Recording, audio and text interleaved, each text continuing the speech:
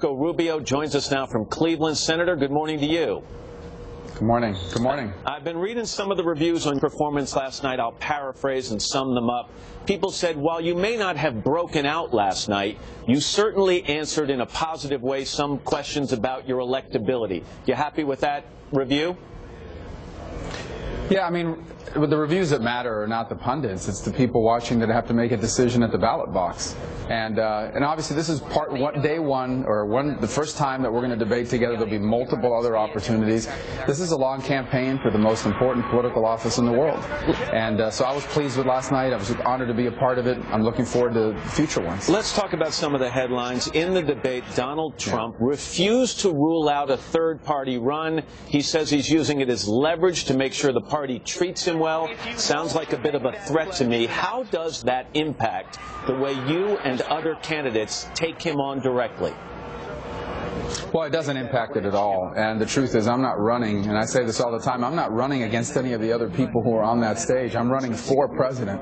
So I'm going to continue to do what I did last night. I'm going to tell people where I stand and what I'm going to do if elected. And then voters are going to decide. That's the great thing about living in this republic, is the voters get to decide. So it doesn't really, what other people are doing doesn't necessarily impact our strategy. Well, let me or ask what you, we're going to be saying. Let me ask it this way. As you stood on that stage last night, listening to what he said and watching what he did you find yourself thinking, if I am not fortunate enough to be the nominee of this party, I could enthusiastically support Donald Trump to be the next president of the United States and commander-in-chief? Yeah, look, I think that I have confidence in this process, and I have confidence that the Republican nominee is going to be a Republican. I also have confidence that our nominee is going to be someone who's optimistic about America. I don't believe America is losing to everybody. I think this is the greatest country in the world. I know we have problems. We have challenges, no doubt. Right. But who would we trade places with? I mean, what country in the world would we trade places with? That's the message that ultimately is going to win. With all due respect, though, I'm going to ask you again, do you think Donald Trump has what it takes to be the president and commander-in-chief? Well, I don't know. I don't think that's been answered about anybody in this race. I certainly feel confident about me.